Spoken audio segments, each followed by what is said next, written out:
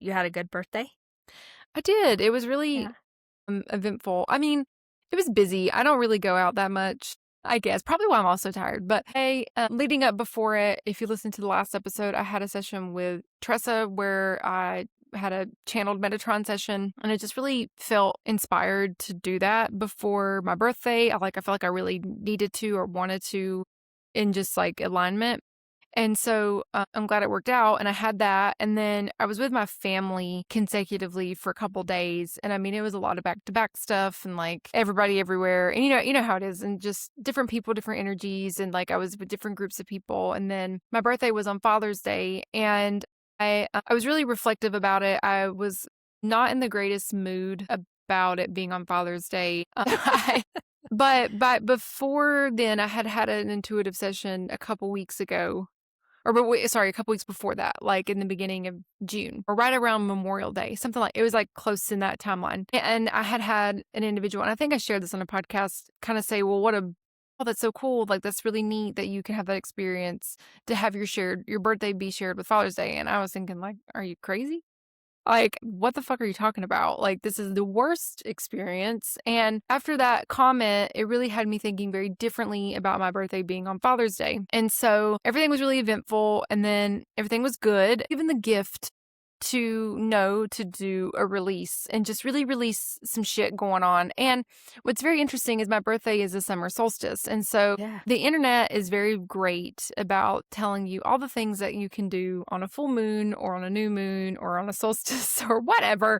And apparently it was a great day of a release. Like it was like what everybody on the internet, take the little, I love what you said, Tressa. You said something like seeds or crumbs. I don't know whatever it is, Yeah. like nuggets, like you take your little pieces of like whatever and use your discernment of whatnot. But the topic was all about a release because it's the longest day of the year. And after that, the days begin to get shorter. So like this is the sun, and for us in the northern hemisphere, where it was when the sun was coming back home. It was doing its own return, honestly, which is also my solar return technically. And so like there was a lot of really powerful energy around just the day, but then it's also my birthday. So like I felt like, okay, this is cool. I'll do that. That's a good idea. And then it kind of just flowed. And so I had a really great day. We didn't do anything. That was part of me holding boundaries, was that I wanted to be home. I didn't really want to go anywhere.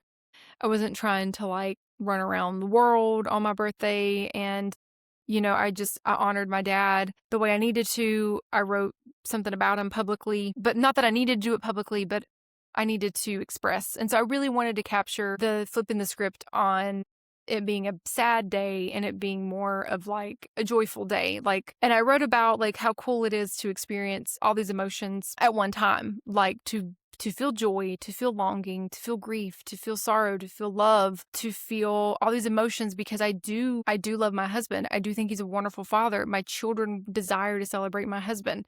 So like not only is there a person in my home who, not that Father's Day is the day we have to celebrate these people. I'm not, but whatever, like it's fun. They want to celebrate, and he does deserve a high five. He's a great person.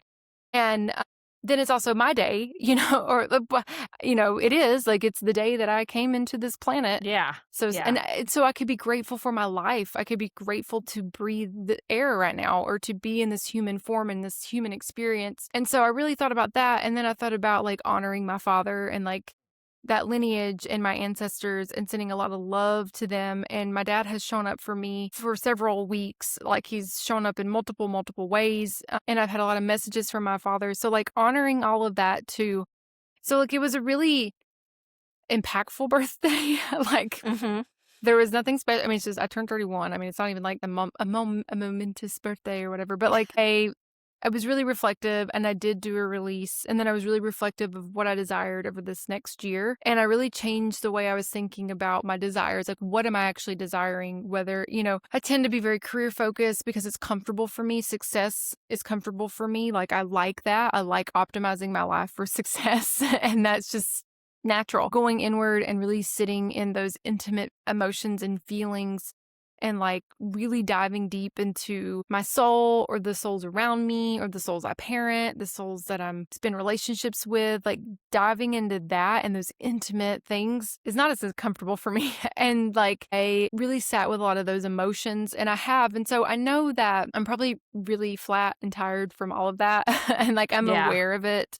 And I actually feel like I'm in a transitional phase. I really do believe that. But it was really good. It was really good. And then I ended up having body work after too. And so like I feel like I've really integrated some of that. And so like there was a lot of release happening. It was probably one of the worst body work sessions I've ever had in my life. Like it hurt so bad. Oh, wow. It was horrible. I mean, she's wonderful, but it was horrible. And Yeah, your like body had a lot to. it was just like, my gosh. And so there was just a lot of energy being released and working through the physical body, right? And then I've been just really working through a lot of those things. And like I have started this thing where the inside of my mouth has been massaged. And so it's very fucking painful for me, at least. And like I cried. The first time I didn't tear up, but the second time I did. And so like there's a lot of stored emotions in your mouth, and we hold a lot of Yeah, tension in our makes sense. jaws. And so like, I don't know, I've had a lot of release, folks. This was a long-winded way to tell you about my birthday, but I had an agenda, okay? I was given an agenda, and I was like, well, I must see this through because it's how I am. Like, if I took the time to seek out this, then it is, I mean, I could do whatever I want, right? But like, we have free will. But to me, that's like, no, I've been giving this gift to know. So I really did that. And so it was peaceful. It was restful. I took the day off after. And so like, I took some time to just kind of like be. I didn't work. I didn't really want to work or like go back into working mode right after. So I don't know. This That's whole good. week has been just kind of sluggish, folks. Yeah. So Yeah, I I don't know. know. That was very long winded. I'm sorry. That's okay. Yeah, I agree. I've felt the same way. I told Myra I had planned to go to the mountains yesterday morning and maybe take some of my mom's ashes to some of my trees. And I woke up and no, I just needed a day. I did nothing. I just needed rest. And I think I think there's a lot of movement and we need a little bit more rest right now because the Yeah. energies are thick. Mm-hmm. So I get it. Yeah. Yeah. Well, good. I'm glad you Yeah. enjoyed your birthday. Yeah. It was horrible. I was in pain. No, I'm just kidding. I had to feel a lot of shit, and it's okay. And I think part of the rewiring and release I needed to go through was to actually enjoy the day versus resenting the day or being bitter about the day falling on my Yeah. birthday. And so, like, I'm grateful for that gift to also have a different perspective. So Yeah. that was part of it. Got it. Yeah. So I was telling Myra when we were chatting before the episode, I got this YouTube video sent to me by a mutual friend of Myra's and I a few weeks ago. And it's this gal. I used to listen to her content 2-3 years ago, and I just hadn't listened to her in a long time. And anyway, I finally listened to some of it the other day, and it was interesting. Myra and I really didn't plan what we were going to chat about in our episode. I just felt like we would know. But it was about the concept of karma versus Dharma. And I was telling Myra about it, and she's like, oh my gosh, I've been looking into Dharma too. So I was like, okay, well, obviously then this is guiding us to talk about this. It was interesting. Like, I mean, I have put so much energy into the idea of karma, but as I listened to her talk about it, it's like basically, you're in this simulation, if you will, right? You're playing the game. And if you want to put the karmic jacket on, you can put the karmic jacket on. But if you want to stand in Dharma, then you stand in the power that you can create anything you wish. There doesn't have to be this cause and effect, I have to pay for what I did, or I have to, and I've really loved that concept. I've been playing with that energy. What was interesting is prior to even listening to that, I was really guided to, Myra actually taught me this, like a spell where you can freeze people out of your life. And I had been told by my guides to like take that and remove it because it didn't work anyway. Well, one worked, one didn't. What they told me was the one that worked is because you did it truly in the lens of your heart, truly for your highest good. The other one you did to try to control and try to serve your ego. So as I think about like Dharma and like standing in your own power and being able to manifest truly what you desire. I think it works, but it has to be authentic to you. Mhm. You have to be doing it through the lens of true authenticity, true love for self. If you're masking it with ego or control or fear, it won't work. And that's difficult sometimes for us to recognize. What energy are we truly coming at it with? Yeah. Because we try to tell ourselves one story when it's truly not the story of how we actually, our vibration is holding, you know? Mhm. So anyway, I'm like, yeah, I'm taking off I'm done with karma. I'm gonna be learning more about Dharma and really trying to embrace Dharma. Yeah. So Yeah, I was excited because it's interesting, like, Dharma has kept coming up for me, like, I keep seeing it out and about, and, usually when something like that piques my interest, I'm like, "Okay, maybe I need to look into this," and so I've been looking into it too, like, baby steps. I'm not, like, well-versed in the ways of Dharma, me neither. but so, like, when Yeah. Tressa mentioned it, I'm like, "That's cool," because like, I've actually noticed it, and so what I think is really interesting is, like, Dharma is more of your path, and karma is more of, like, the consequences created by actions. And so when you are living in Dharma and you're moving in Dharma, you're living in alignment with your values, responsibilities, and your true purpose. So you're living in authenticity, where it's like, how can you contribute in a meaningful way? What can you be doing in that moment? What is mine to do? What is mine to do versus what happens because of what I do? So karma focuses on Ooh. that cause and effect, where Dharma brings back the ownership of like, what is mine to do in this moment? So whether it be in Say the that again. That's really powerful. what Say that again. What is mine to do mine to do versus in what? what is mine to do versus what happens because of what I do. And so it's like, because you think about it, like, right, like karma is like, if I'm kind to Yeah. this spider, I don't know. I always think about No, killing I get it. insects when Yeah. I think about karma. I Yeah. don't know. Yeah. Because Yeah. like I don't like Yeah. spiders. And so like, well, the spider, well, like, am I like pissing off a fucking life? I don't even know, like, oh my gosh. Whereas Dharma, and I honestly, and I was truthful with Tressa, like, again, thinking about career and success and shit like that, that life path is very comfortable for me. So, like, I like to think about those things.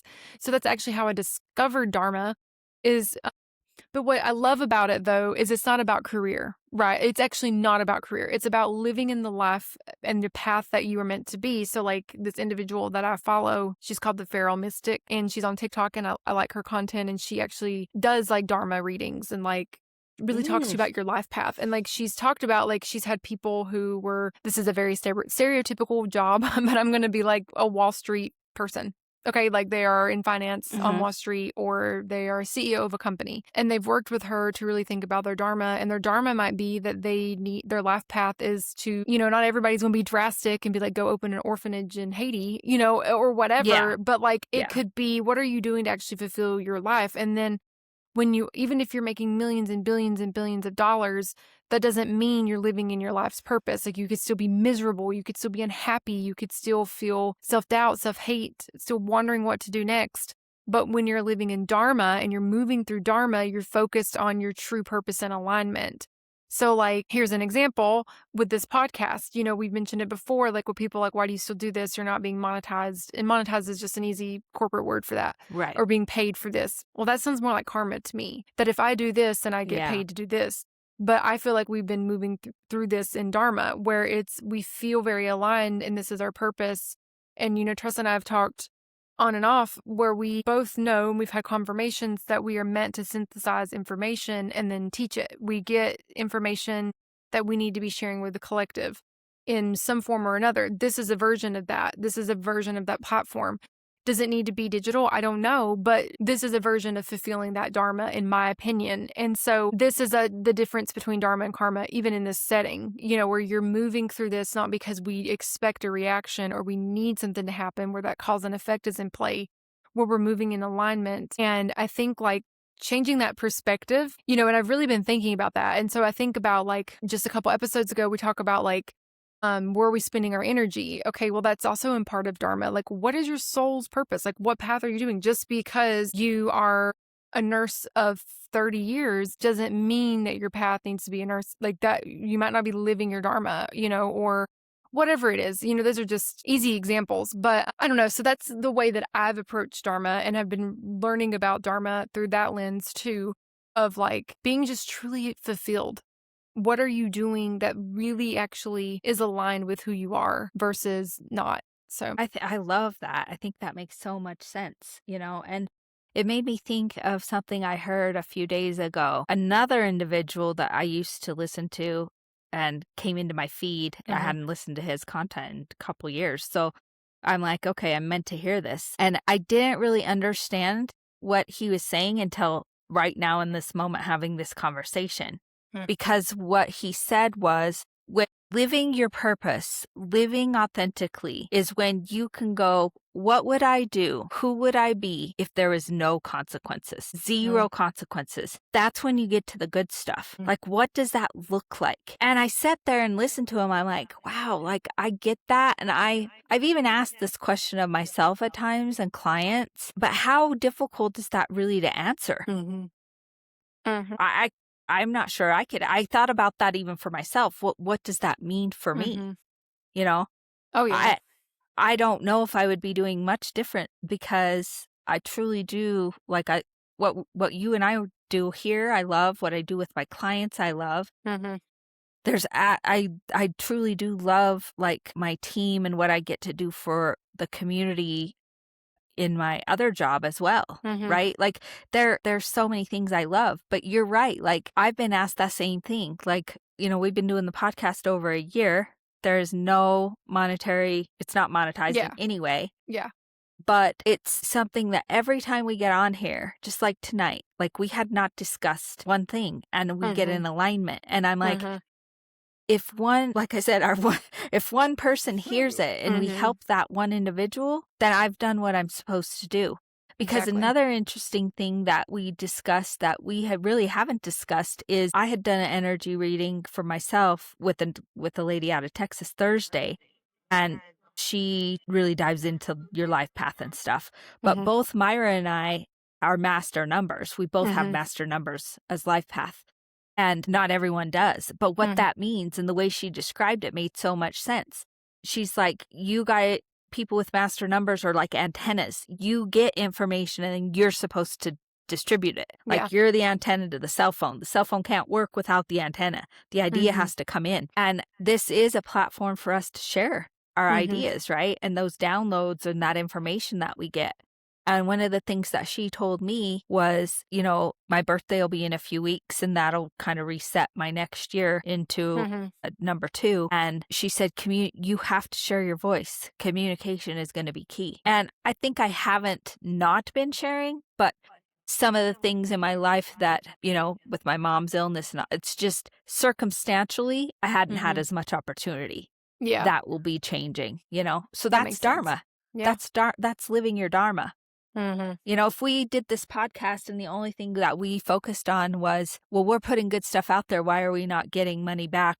That would be karma. Exactly. And if everything we did was around, how do we make money off of this? That would be Karma. karma. Mhm. Yep. Yeah. So very good. So could you answer that question? I don't know if there Uh, is no consequences. And then my evil little mind goes, well, what if like the person's like, well, I want to kill people. Like I don't know. It was a hard, like, I spun with that question yeah, for a while. I think my thing is, and I think a lot of people would probably say this, is things are tied to, we're controlled so much by money and a paycheck and like Yeah. what money does. Like I think that would be my first thing to remove. Like if I was doing exactly what I wanted to do, and I am to a degree. Do I enjoy, because what I do in my role, in my current role, and I do like some of the people are great. In my current role though, I take information and I digest it down for a common person to understand around finances, or where it's digestible, it's understandable.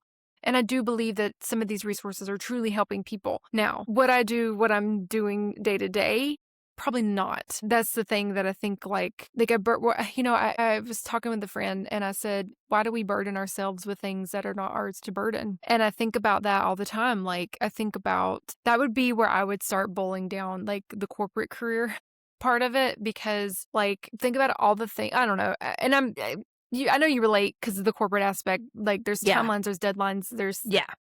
things that we worry about with numbers for a business that really has nothing to do with us. You know what I mean? Right. Like there's a Yeah. whole lot of things that like Yeah.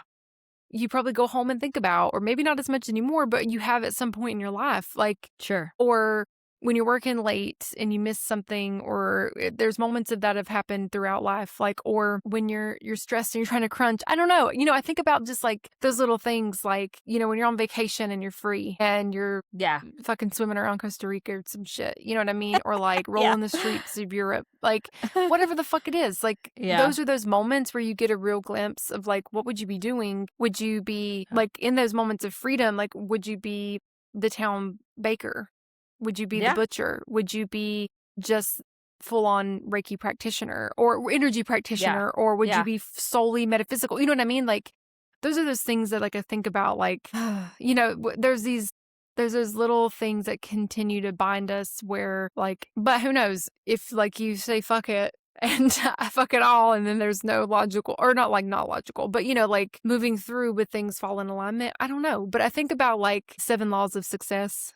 I can't remember which law it is, but I was just thinking about that book, and like where he's like, I tell my children not to concern themselves with like a job or a career or something. I don't know, but they end up all being super successful.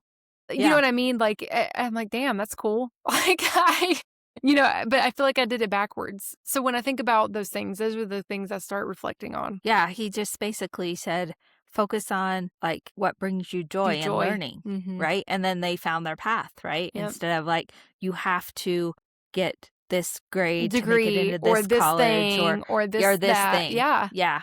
Yeah. I know. I thought about that too when he asked that question. I'm like, well, I love animals, so maybe I would have if I could do anything with no consequences, maybe I would have a dog rescue. But the fact of the matter is I would be horrible at fucking dog rescue. It would break my heart every fucking day. There would be no rescue. It would just be there'd be no rescue. Like, I don't have the constitution for that. I don't have the capacity for that because I'm overly compassionate about dogs, like overly. I know that, right? Like I would kill a human over a dog, like easily. Like that's so. Like I think about that, and I'm like, you would be the worst person to ever do that. Yeah, like that would not be good for you. Yeah, it's true, and I think that goes back to like lies we tell ourselves. Like I don't even know. That's something I think I would want to meditate on, is like, what am I even really passionate about? Like, am I just telling myself I like to write? Am I, you know what I mean? Yeah, like, I know. Or did like I decide this in 8th grade that I wanted to do this fucking career, and then I just stuck with it? Like, who would I mean, originally I wanted to be like a singer and do music, or I wanted to do like talk show host or something. You know what I mean? Like, and then at some point in my mind it clicked like that wasn't going to be attainable, or I decided it wasn't attainable, right?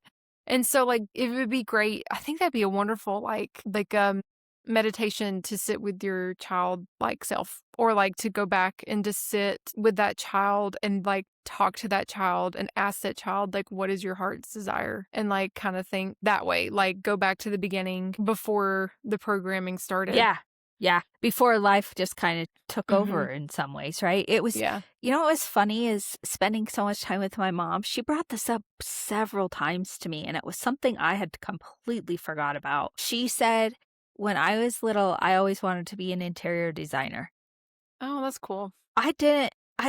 She brought it up multiple times because when she came to my house, she hadn't been here in quite a few years. She's like, oh my gosh, your house, you just see, like, you could be an interior designer. Like, it's just so, you just have this knack. Yeah. And to me, I'm just like, I don't know, I just put stuff up I like, but I mean, I'm like, yeah. So is that something that I would really want to do? I mean, I don't know. It's an interesting thing. Nor do I remember really even having that desire, all these years later. And you're right. Did that just get erased because life took over? I don't know. So I don't know. I thought about that. Something and to ponder. Something to ponder. Because if I was an interior designer, I would do it through energy. I would do it through like bringing energy for that individual, because we all have a different vibration. Your house is never going to look like mine, nor should it. Yeah. Right? So, I love that. That's cool. Well, maybe that's your new plan. Maybe. Mm. That's funny because when I got my reading, she said that I was going to start something new in my business, not my corporate job, but in my Oh. energy business. It's around the energy field, but Mhm. there will be a new thing coming. That's cool. Maybe it's intuitive interior Interior decorating. design. Hey, I I like don't know. it. I like it. I'm Maybe down that's for the coming get together down. for a reason, right? That's cool. I love So, that. This lady yeah. sounds nice. Yeah, She's I know. She's pretty great. insightful. Yeah, She's very insightful. that's cool. Yeah, I don't you know this. I mean, you have to be careful out there. There's people Oh, who yeah. do Mhm. things, but she's good at what she does. I don't let a lot of people read my energy, but I've worked with her a couple times. Mhm. Highly recommend her. That's So, cool. all right. Well, until next time, keep your vibrations way high. And stay sassy.